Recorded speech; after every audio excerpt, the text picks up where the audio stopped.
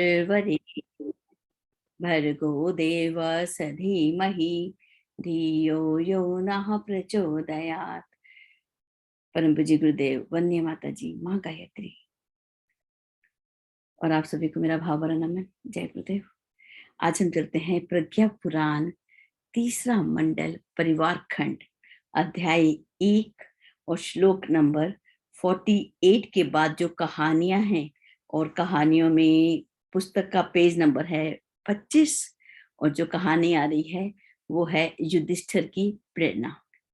अब देखिए, युधिष्ठिर पांडवों में सबसे बड़े थे और सदा अपने से बड़ों को बहुत सम्मान देते थे। यहाँ तक कि जब महाभारत का युद्ध प्रारंभ होने वाला था, उससे पहले युद्ध के स्थल में वो भीष्म पितामह के पास, गुरु द्रोण को और सभी आचार्यों को प्रणाम करने के लिए वहां पर गए और आज्ञा लेने गए। तो ये बहुत बड़ी बात है कि जब भी हम कोई काम शुरू करें, अपने बड़ों का आशीर्वाद को हम प्राप्त करें। उनके आचरण का जो प्रभाव था वो पांडवों पर इतना पड़ा कि उन्होंने कभी स्वप्न में भी अपने जो बड़े भाई युधिष्ठिर थे उनकी आज्ञा को कभी भंग नहीं किया, कभी आज्ञा को अवज्ञा नहीं किया। इसी सामंजस्य के कारण वो एक बने रहे और अजय बने रहे। जब भी मुझे अपनी लाइफ का एक्सपीरियंस है, जब भी मैं काम पर जाती, मैं अपनी माता सासू माँ को मैं प्रणाम करने जरूर जाती। माँ मुझे आज्ञा दो, गुरुदेव का काम करने जा रही हूँ।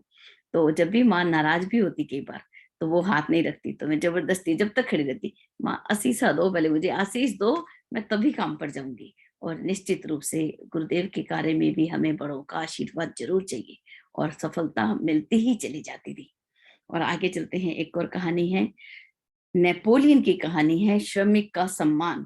आज की हर कहानी ऐसी है जो जीवन में उतारने की है। नेपोलियन अपने साथियों के साथ कहीं जा रहे थे और वो पूरे रास्ते को घेर कर चल रहे थे। साथी कैसे, जब कुछ मित्र चलते हैं सड़क पर तो पूरी सड़क को घेर के चलते हैं, तो यहाँ पर भी ऐसा ही हो रहा था। और सामने से बोझा ढोकर सिर पर उठाकर एक मजदूर आ रहा था। नेपोलियन ने साथियों का हाथ पकड़कर खींच लिया और उसके लिए रास्ता बनाया। तो उन्होंने साथ में क्या बोला, श्रम का सम्मान करो, मजदूर के लिए रास्ता दो।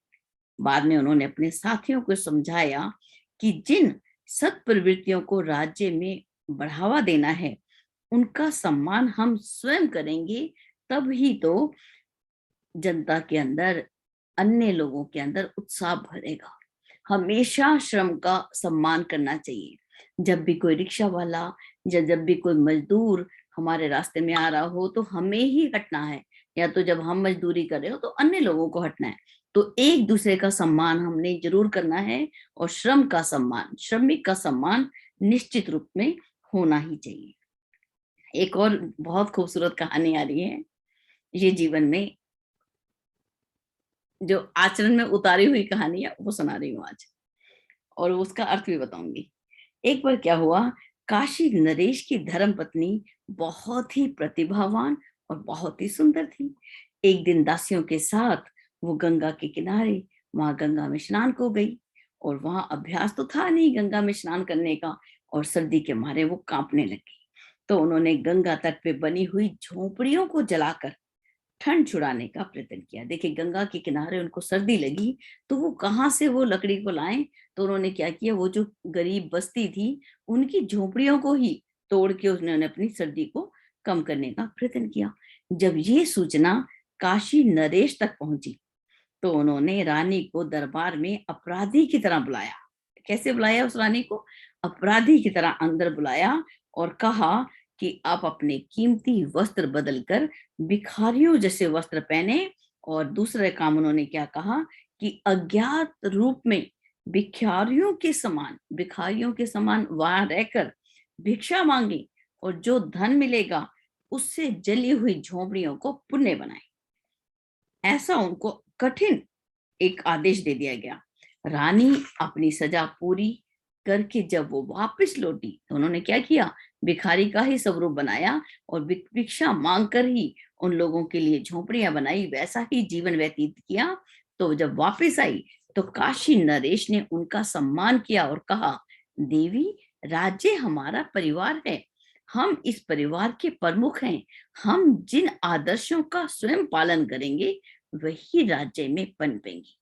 तुमसे भूल हुई उसका प्रायश्चित सहर्ष करके तुमने प्रजा का विश्वास ही नहीं जीता, श्रेष्ठ परंपराओं को भी पोषण दिया है।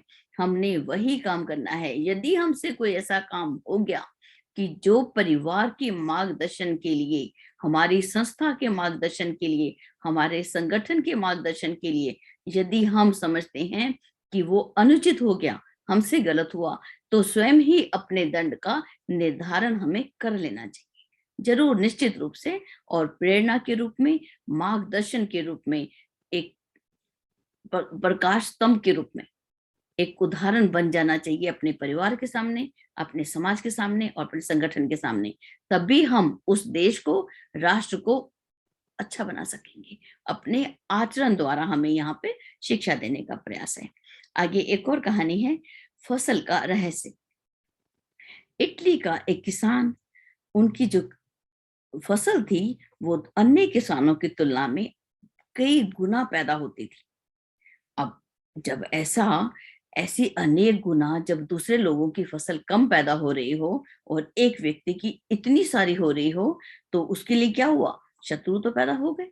शत्रु आ गए तो उन्होंने उस पर मुकदमा चला दिया कि ये जो व्यक्ति है या तो ये जादू करता है, जानता है, और या ये चोरी करता है, अन्यथा इतनी फसल इसकी कैसे हो गई और हमारी तो कम हुई।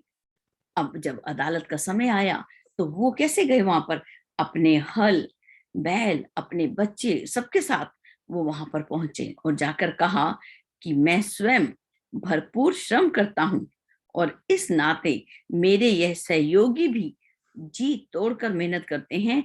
यही एक जादू है जिससे जो फसल है चमत्कारी ढंग से पैदा होती है। देखिए कितनी बड़ी बात हुई कि जो मेरे सहयोगी हैं वो जी तोड़ मेहनत करते हैं। देखिए जब हम चाहते हैं कि हमारे सहयोगी हमारे साथ मेहनत करें तो हमें उनके साथ काम करना चाहिए। यदि हम सोचें कि वो लोग काम करें और मैं बैठा रहूं, ऐसा कभी नहीं हो सकता। हम उनके साथ जब काम करते हैं, पूरा सहयोग देते हैं, प्रेरणा देते हैं, उत्साह भरते हैं, तो फसल कैसी होती है, लहलहाती हुई, अनेक गुना होती है।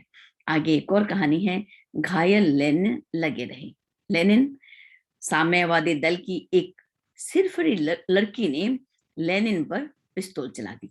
अब गोली तो निकल गई लेकिन गले के अंदर कुछ छोटी छोटी गोलियां, जिसको छर्रे बोलते हैं, वो उनकी गर्दन में फंसे रह गए। ठीक है, तो उसी बीच में क्या हुआ, एक पुल टूट गया। अब जब एक पुल टूट गया तो वहां पर कैसी स्थिति हो गई, इमरजेंसी की, आपात स्थिति हो गई। तो उसकी घोषणा हो गई और उस पर इतना काम किया गया, युद्ध स्तर पर वहां पर सुधारने के लिए सभी लोग लग गए। पूरे जो नागरिक थे सभी लोगों ने मेहनत करनी शुरू की, क्योंकि उस पुल को बनाना जल्दी से जल्दी जरूरी था। जब काम समाप्त होने को आया तब पता चला कि लेनिन भी उसमें लगे हुए थे। गले में गोली होते हुए भी मजदूरों के साथ भारी भारी लठ, शहतीर उठाने का काम नित्य 20-20 घंटे तक करते रहे। जब किसी ने पूछा कि आपकी अवस्था अच्छी नहीं है, शरीर आपका स्वस्थ नहीं है, तब भी आप क्यों काम करते रहे, तो उन्होंने बहुत संक्षिप्त सा उत्तर दिया। उन्होंने कहा कि हम अग्रणी कहलाने वाले पीछे रहें तो जन उत्साह में वो प्रखरता नहीं आ सकती जो आनी चाहिए। जनसंघ, अपनी जो जनता है, हमारे जो सहयोगी हैं, उनके अंदर उत्साह तभी भरेगा, उसमें प्रखरता आनी चाहिए जब हम उनका उत्साह वर्धन करेंगे, उनके साथ काम करेंगे, अकेले नहीं। ठीक है, मिलजुल कर काम करने की यहाँ पर प्रेरणा दी जा रही है। बहुत ही खूबसूरत कहानियां यहाँ पर जीवन में उतारने के लिए। लखनऊ स्टेशन पर एक अंग्रेज स्टेशन मास्टर थे। उनके कमरे में एक जलती अंगीठी पर एक वृद्ध स्त्री को सर्दी लगी होगी और वो सर्दी के कारण वहां पर हाथ सेकने के लिए जा पहुंची। अब स्टेशन मास्टर जी को बहुत गुस्सा आ गया। उन्होंने अपनी तौहीन समझी और अपने आपे से बाहर हो गए और जोर से उन्हें धमकाने लगे। भीड़ में से एक व्यक्ति निकला और बोला कि आप तो ईसाई हैं। बोले हाँ। आपने बाइबल पढ़ी है, सुनी है? बोले हाँ। तो फिर जो उसके अंदर संकेत दिए गए, जो उसमें उदाहरण दिए गए, जो उसमें मार्गदर्शन दिया गया, आपने नहीं समझा? यदि आप जैसे समाज के वरिष्ठ लोग ऐसा आचरण करेंगे, तो आपस के अंदर जो व्यवहार है, उसके सारे मापदंड नष्ट हो जाएंगे। भीड़ में से वो जो व्यक्ति थे, उन्होंने अपनी जो ऊनी कंबल था, चादर थी, उस बुढ़िया को दी और भीड़ में वो आगे चले गए। वो यात्री कौन थे? C.F. एंड्रयूज, जो जीवन भर पीड़ित मानवता की सेवा में लगे रहे। चलते हैं एक और कहानी की ओर, बापू महान की ओर। अब कैसे बापू महान? कहते हैं, काका कालेलकर गांधी जी के बड़े घनिष्ठ थे। उन्होंने किसी विदेशी से पूछा कि गांधी जी का देश के हर वर्ग पर इतना प्रभाव किन कारण से पड़ा। कि कोई लोग ऐसा होता है कि हमें बच्चे पसंद करते हैं, युवा लोग पसंद करते हैं, वरिष्ठ नागरिक पसंद करते हैं, ऐसा क्या हुआ कि गांधी जी को सभी पसंद करते हैं? काका ने कहा कि वो अपने साथ संयम की कड़ाई बरतते हैं, जो मन में है वही वाणी से कहते हैं, और अपने क्रियाकलाप को हमेशा दूसरों के हित में लगाए रखते हैं। वे वही कहते हैं जो करते हैं, इसीलिए वो अनुकरणीय हैं। महान बनने का यही सिद्धांत है जो गांधी जी ने अपनाया। एक और कहानी, सच्चे धर्म उपदेशक की परिभाषा। रामकृष्ण परमहंस एक मंडली को उद्बोधन करते हुए वो कह रहे थे, जिनके पास अपनी पूंजी नहीं है, वो दूसरों को क्या बांटेगा? तुम लोग धर्म के अनुशासन में अपने आप को बांधो, ताकि कथनी और करनी में समन्वय हो। फिर जब प्रवचन करोगे, तब तुम्हें लोग सुनेंगे नहीं, अपनाएंगे भी। तो बहुत ही खूबसूरत बात है। जो हमारे पास है, जो हमने संयम किया, जो पूंजी को अर्जित किया, धर्म के 10 अनुशासनों को, धर्म के 10 नियमों को जिस व्यक्ति ने अपने अंदर उतार लिया, वही दूसरों को जब बताएगा, मार्गदर्शन करेगा, तो सब उसको सुनेंगे भी सही, पालन भी करेंगे। एक और सुंदर सी कहानी, बड़ों की जिम्मेवारियां। एक शराबी दलदल के किनारे खड़ा था। मदहोशी उसके भीतर घुसती जा रही थी। हसन नाम के व्यक्ति ने उससे बोला कि बेअकल संभल, नहीं तो ऐसा फंसेगा कि निकल नहीं सकेगा। दलदल के समीप था। शराबी हंसा और बोला, अपनी गलती की सजा तो मैं अकेला ही भुगतूंगा, पर अगर आपने गलतियां की तो स्वयं ही नहीं, अपने शिष्यों को भी साथ ले डूबेंगे। समझदारों की जिम्मेवारियां भी बड़ी होती हैं, लोग उनसे अधिक अपेक्षा रखते हैं। अगली कहानी की ओर चलते हैं, राजा की बीमारी का एक कारण। एक था राजा, बीमार पड़ गया, भोजन पचना बंद हो गया, कुछ भी खाता पेट में पीड़ा होने लगती। राजवैद्य सभी आ गए, कितनी प्रकार की औषधियां दी, किसी प्रकार से भी उनका उपचार हो नहीं रहा था। तो उस एक जो वैद्य थे, वसोहली, वो जो प्रमुख वहां के प्रसिद्ध वैद्य थे, उनको बुलाया गया। उन्होंने भी हर प्रकार का उपचार करके देखा, लेकिन राजा जो थे स्वस्थ होने पे नहीं आए। तो उन्होंने निश्चय किया कि देखना चाहिए कि राजा की दिनचर्या कैसी है। तो उन्होंने देखा कि सारा दिन क्या करते हैं, क्या कारण है कि उनको भोजन जो है वो पचन शक्ति जो है उनकी कम होगी, क्या कारण है। वो बहुत सयाने थे। वो राजा को देखा उन्होंने, तो वो समझ गए कि राजा दिन भर व्यस्त रहते हैं, तो इसके कारण वो दरबार के अंदर बैठकर ही भोजन कर लेते हैं, जबकि अन्य लोग अभी भोजन से, उनको सबको भोजन नहीं मिला होता, भोजन से उन्होंने भोजन नहीं पाया होता, और राजा वहां सबके सामने बैठकर भोजन करते हैं। तब उनको समझ आया कि जब आप दरबार में बैठकर भोजन करते हैं, अन्य लोग भूखे होते हैं, ठीक है, तो इसीलिए वो आपकी ओर किस प्रकार से एक आशा की दृष्टि से देखते हैं कि हमें भी भोजन मिलेगा, या भोजन का जो समय है उस निगाह से आपको जब देखते हैं, इस कारण से जो है आपको भोजन जो है वो पाचन नहीं हो रहा। तो राजा ने ध्यान दिया इस बात पर। उन्होंने कहा, पहले आप सबको भोजन करवा दीजिए, उसके बाद आप बैठ के भोजन करिए, देखिए सब ठीक हो जाएगा। राजा ने ऐसा ही किया। जब सब अन्य लोग खाना खा लेते, फिर वो खाता, पेट ठीक हो गया। अब देखिए अंतिम लाइनों में गुरुदेव क्या लिखते हैं, जैसा वरिष्ठों का आचरण होता है वैसे ही उनके प्रति मान्यता छोटों की बनती है। उसकी प्रतिक्रिया होना स्वाभाविक है। वह सूक्ष्म मनोभावों के रूप में शरीर की संरचना व क्रिया को भी प्रभावित रखता है। शरीर की संरचना और क्रिया भी हमारी प्रभावित होती है। इस बातों को हमें ध्यान में रखते हुए ही अपने कामों को करना है। चलते हैं श्लोक नंबर 52 की ओर।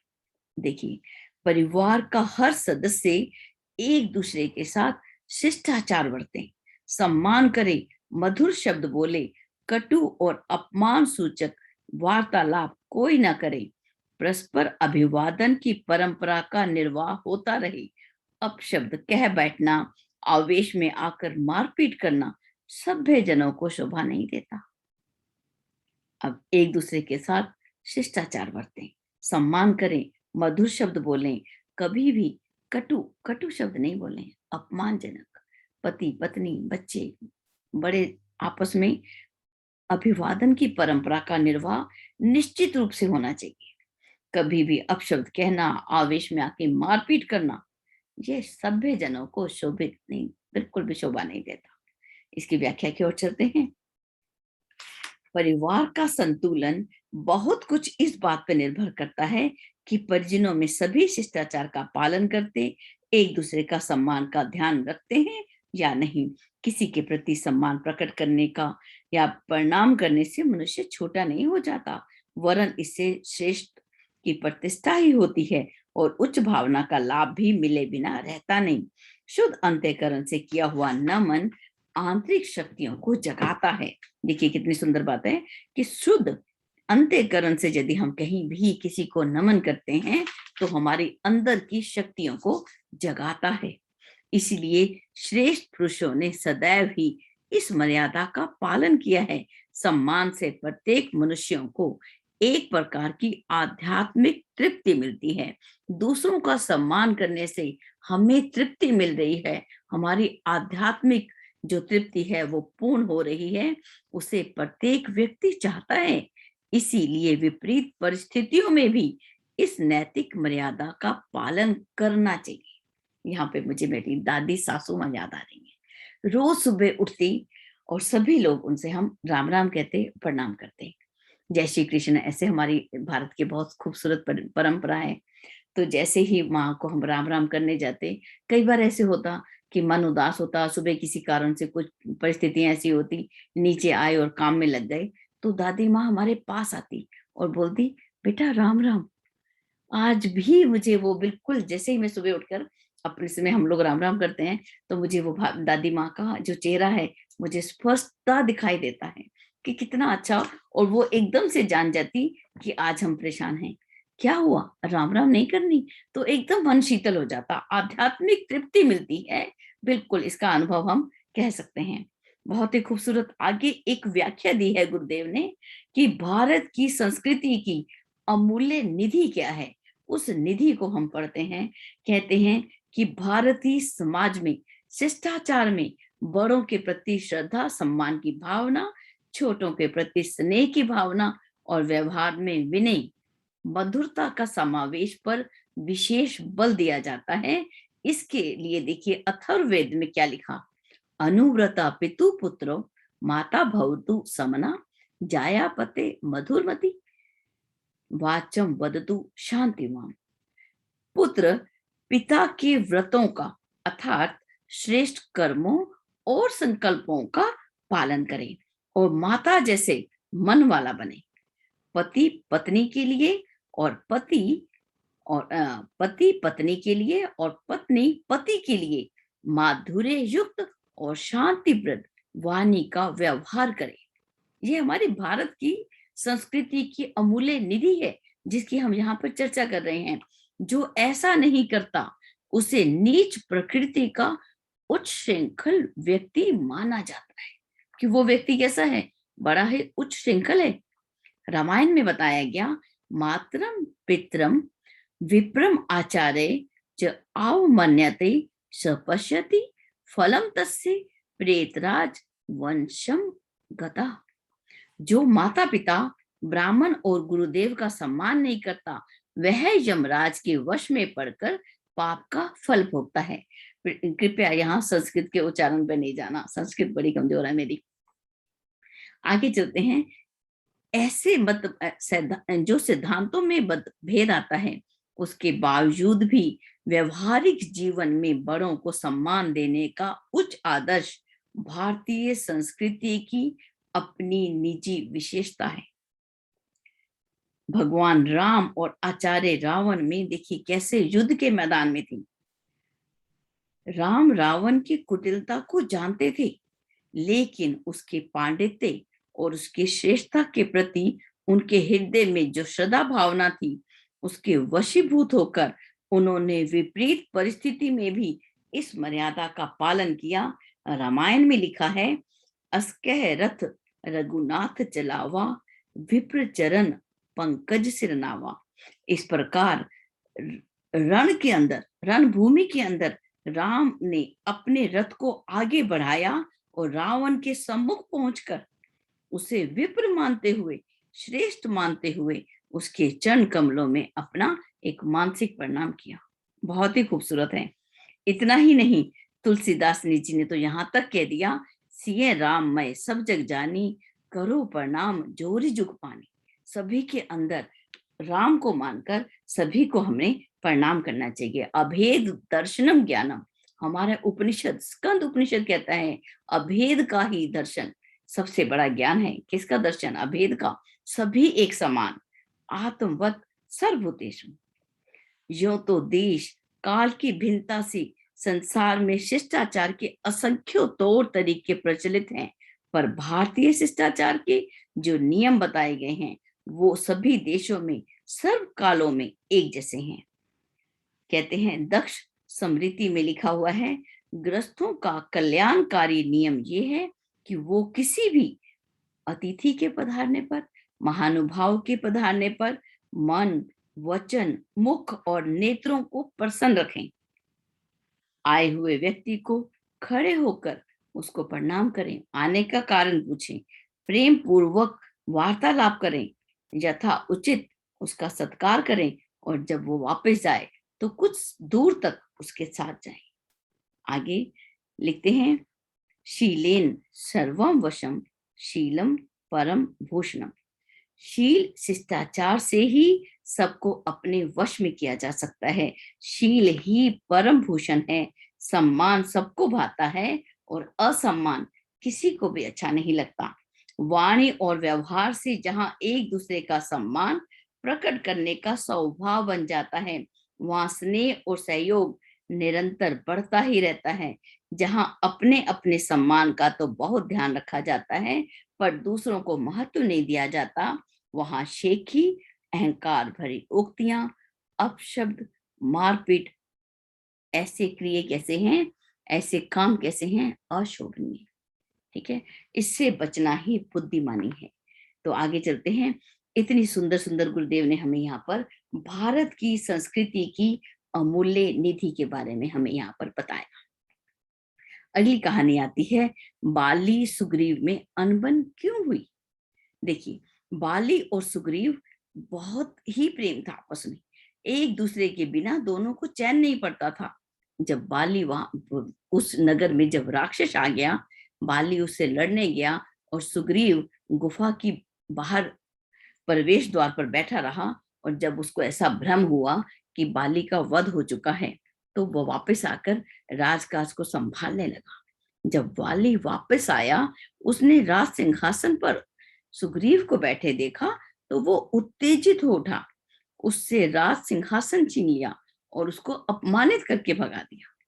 देखिए यहाँ पर आचार्य जी क्या लिखते हैं, यदि बाली ने सुग्रीव की समस्याओं को सुन लिया होता, उसके सम्मान का ध्यान रखते हो, पूछताछ की होती, तो ये समस्या खड़ी ही नहीं होती। इस आवेश में आने के कारण, असभ्यों जैसे व्यवहार के कारण उसका क्या हुआ, द्वेष बढ़ता गया, स्नेह तो टूटा ही, बाली को अपने प्राण भी गंवाने पड़े। चलते हैं कहानी की ओर। अयोध्या का संतुलन बिगड़ा। कैकई मंथरा के बहकावे में आ गई। भरत को राज्य, राम को वनवास मांग बैठी। राम वनवास पर उनके पिता ने शरीर का त्याग कर दिया। भरत जी को वैराग्य हो गया। कौशल्या पर दुख का पहाड़ टूट पड़ा। लेकिन ऐसी स्थिति में भी सभी ने एक दूसरे के सम्मान का ध्यान रखा। कौशल्या राम को छोड़ना नहीं चाहती थी, लेकिन अन्य माताओं का सम्मान करते हुए उन्होंने अपने पुत्र को वन जाने की अनुमति दे दी। जब जनक ने सुना कि जानकी भी साथ गई हैं, तो उन्होंने क्या किया, दूतों द्वारा सही स्थिति का पता लगाया और उनका भरत का समर्थन करने के लिए वो कहाँ पहुंचे, चित्रकूट पहुंचे। भरत के कारण राम सीता को वनवास हुआ। इस कारण उन्होंने भूल से भी भरत को अपमानित किसी ने भी नहीं किया। देखिए, एक दूसरे के सम्मान के भाव ने विकट परिस्थितियों में भी अयोध्या के संतुलन को बनाए रखा। भूल जो हुई केवल भूल रह गई। आपस के स्नेह, परस्पर स्नेह में कोई अंतर नहीं आया। राम की अनुपस्थिति में भी, राम के आने पर भी परिवार का जो सद्भाव था, सहकार था, वो बना ही रहा। तभी तो रामायण का ऐसी परिस्थितियां उनके ऊपर आई, हमारे ऊपर भी ऐसी परिस्थितियां आती हैं और हम अपने जो है श्रेष्ठ चिंतन को, श्रेष्ठ व्यवहार को, शिष्टाचार को जब हम भूल जाते हैं तो वहां पर क्या हो जाता है, वो शोभनीय नहीं रह जाता। यदि उस समय हम परस्पर स्नेह सहयोग से रहें तो देखिए कितना सुंदर उदाहरण के रूप में आज रामायण हमारे सामने है। आगे चलते हैं, परिणाम की परिपाटी। परिणाम, अच्छे परिवारों में, सज्जनों में बड़ों को प्रणाम करना, छोटों को स्नेह आशीर्वाद देने की जो परिपाटी है, ये भारत की संस्कृति की महत्वपूर्ण और अभिन्न अंग रही है। प्रातः काल उठ के रघुनाथा, मात पिता गुरु नावई माता। देखिए, माता पिता को प्रणाम करते हैं। आगे जब ऋषि विश्वामित्र के पास दोनों भाई गए, तब भी वो वहां पर भी प्रणाम कर रहे हैं। राम वनवास प्रसंग में भी जितने भी ऋषि मिले उनको वयोवृद्ध मानकर सम्मान देते रहे और मुनि रघुवीर परस्पर नवहि। यहाँ पर ऋषि भी भगवान राम को प्रणाम कर रहे हैं, भगवान राम उन ऋषियों को प्रणाम कर रहे हैं जिस प्रकार से आचार्य जी आनंद स्वामी को प्रणाम कर रहे थे और आनंद स्वामी जी आचार्य जी को प्रणाम कर रहे थे। आगे चलते हैं, अपने से श्रेष्ठ को प्रणाम करने से ऐसी उमंग सत्पुरुषों में ही देखने को मिलती है। देखिए, आगे चलते हैं, जो अभिवादनशील हैं, बड़ों का सम्मान और आज्ञा पालन करते हैं, उनकी आयु, विद्या, यश और बल चारों की वृद्धि होती रहती है। अभिवादन जब भावना पूर्वक किया जाता है तो दूसरे व्यक्ति, जो सामने वाला व्यक्ति है, उसका भी सद्भाव, आशीर्वाद निकलता रहता है। वो भी आशीर्वाद देते हैं, मन से देते हैं। सीता जी के संबंध में भी लिखा है, तब जानकी सासु पद लागी, उनको प्रणाम करती। वनवास काल में सीता जी जब अत्रि आश्रम में जाती हैं तो सती अनुसुईया को प्रणाम करती हैं। अनुसुईया जी भी उन्हें स्नेह आशीर्वाद देती हैं, उपदेश देती हैं। यह परंपरा जिन परिवारों में रहती है वहां स्नेह सद्भाव बढ़ता ही रहता है। कभी विसंगति आती है तो भी टिक नहीं पाती, क्योंकि वह थोड़े समय के लिए होती है। परिवार संस्था की पृष्ठभूमि ही स्नेह, शिष्टाचार, सद्भाव पर टिकी है। इन गुणों का परिपालन जहां भी होगा, वे परिवार निश्चित रूप से फले फूलेंगे। मुझे याद आती है एक बड़ी सुंदर सी घटना अपने जीवन की। मेरी माता जी को जब मैं प्रणाम करती तो कई बार वो ऐसी नाराज बैठी होती और मुझे आशीर्वाद नहीं देती। मैं भी काम पे नहीं जाती, खड़ी रहती, मामा माता जी मुझे प्रणाम दो, मैं आशीर्वाद दो तभी जाऊंगी। तो जबरदस्ती उनसे प्रणाम आशीर्वाद लेना पड़ता। जब मेरा बेटा स्कूल जाता तब मैं उसके पास खड़ी हो जाती कि मेरे पैर छू और मेरे से आशीर्वाद ले तभी स्कूल जाना। तो वो भी जिद्दी, कई बार वो भी ऐसे करता कि जल्दी, मुझे देर हो रही है, मैं भाग रहा हूँ। तो कोई बात नहीं, मैं तो आशीर्वाद के बिना मैं तुझे जाने नहीं दूंगी। तो मैं गेट के पास खड़ी हो जाती और अपना पैर ऊपर कर देती। वो नीचे झुके इससे पहले मैं अपना पैर ऊपर कर देती कि ले बेटा, नीचे नहीं झुकने का टाइम है ना तेरे पास, तो मैं पैर ऊपर कर देती, छू ले। इसी क्रम में क्या हुआ, एक दिन वो सीढ़ी पे खड़ा था और हम शैतानी कर रहे थे माँ बेटा। तो जब मैंने उसको बोला मैं अपना पैर ऊपर कर देती हूँ तो उसको छू, तो वो जब जंप लगाया तो सीढ़ी में थोड़ा सा वो गिरने लगा। मुझे इतना डर लगा कि सीढ़ी में आके ऐसी शैतानी नहीं करनी। ठीक है, आगे एक और कहानी, बहुत ही खूबसूरत कहानी है, इसको ले लेते हैं, समय है हमारे पास एक। कि वन विहार के लिए गए वासुदेव, बलदेव और सात्यकी अपने घोड़ों पे चले। रास्ते में एक ऐसे वन में फंस गए, ऐसे जंगल में फंस गए, वहां से लौटना संभव ही ना था और ना ही आगे बढ़ना संभव था। आगे उन्होंने निश्चय किया कि हम पेड़ के नीचे ही रात्रि बिता लेते हैं। घोड़े बांध दिए गए और तीनों बारी बार से पहरा देने के लिए जागने लगे ताकि सुरक्षा होती रहे। दो साथी सो लें। पहली बारी किसकी थी? सात्यकी की। वे जगे, दो सो गए। तो इतने में पेड़ के ऊपर से एक पिशाच उतरा और मल युद्ध के लिए ललकारने लगा। सात्यकी ने क्या किया? कटु वचनों से वैसा ही उत्तर दिया। घूसे का जवाब लात से चलता रहा। आपस में चोटें भी लग गई। अब 2 घंटे बीत गए, सोने का समय हो गया। सात्यकी जाके सो गए, दूसरे को जगा दिया। चर्चा करने का समय नहीं था, नींद बहुत जल्दी आ रही थी। अब बलदेव की बारी आई। बलदेव भी, वहां पर पिशाच जो था वृक्ष से नीचे उतर आया और बलदेव भी उसके साथ वैसे ही खूब गर्मा गर्मी रही, एक दूसरे को मारते रहे। 2 घंटे बीत गए, वासुदेव की बारी आ गई। उन्हें भी ऐसा ही चैलेंज मिला। वो हंसते हुए लड़ते रहे और कहते रहे, अरे तुम तो बहुत मजेदार आदमी हो। नींद और आलस्य से बचने के लिए तुम तो मेरे साथ मस्ती कर रहे हो। मुझे तो बहुत मजा आ रहा है। और उनको साथ अच्छी अच्छी बातें करने लगे पिशाच के साथ। पिशाच का बल घटता चला गया, आकार भी छोटा होने लगा। अंत में झिंगुर जैसा छोटा रह गया। तब वासुदेव ने उसको पकड़ा और अपने दुपट्टे में बांध दिया। अब जब अगले दिन सुबह हुई, सभी उठे, नित्य कर्म से निपटे, काम पे चलने की तैयारी हुई। तो आपस में उन्होंने चर्चा की कि रात को ऐसी बीती कि वहां पर एक पिशाच आ गया था। आपस में ऐसा मल युद्ध हुआ।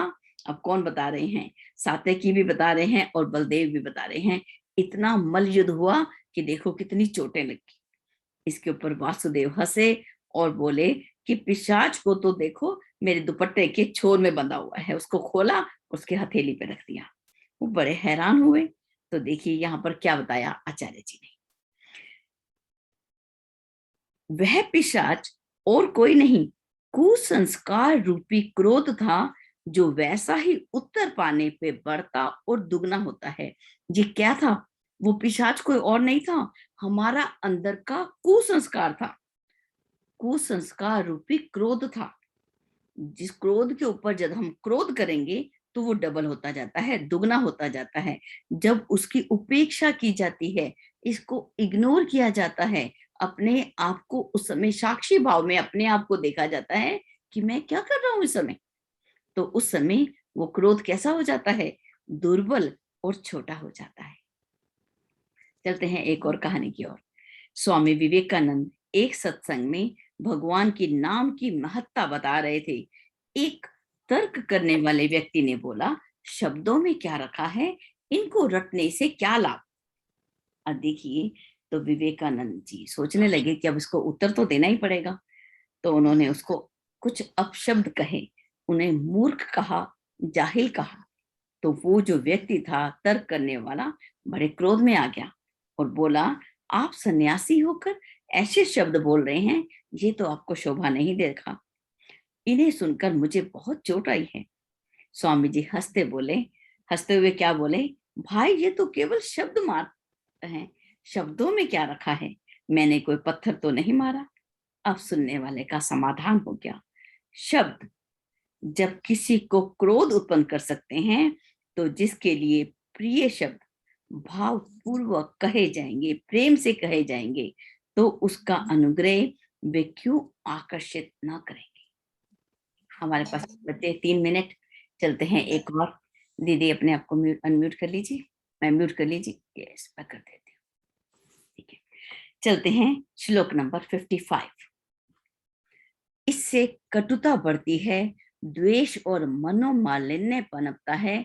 अतः हे भद्र पुरुषों, अशिष्टता को परिवार व्यवहार में कहीं कोई स्थान ना मिले, इसका समुचित ध्यान रखा जाए।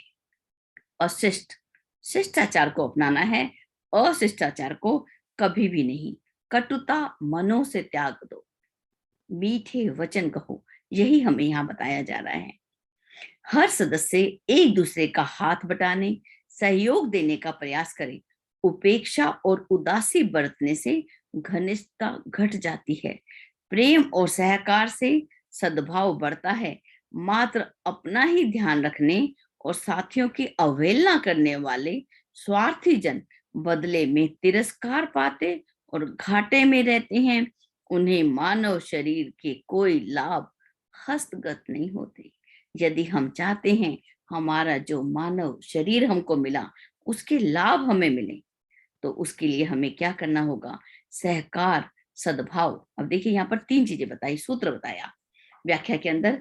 सहकार से सद्भाव बढ़ता है, उपेक्षा से, उदासी से घनिष्ठता घटती है।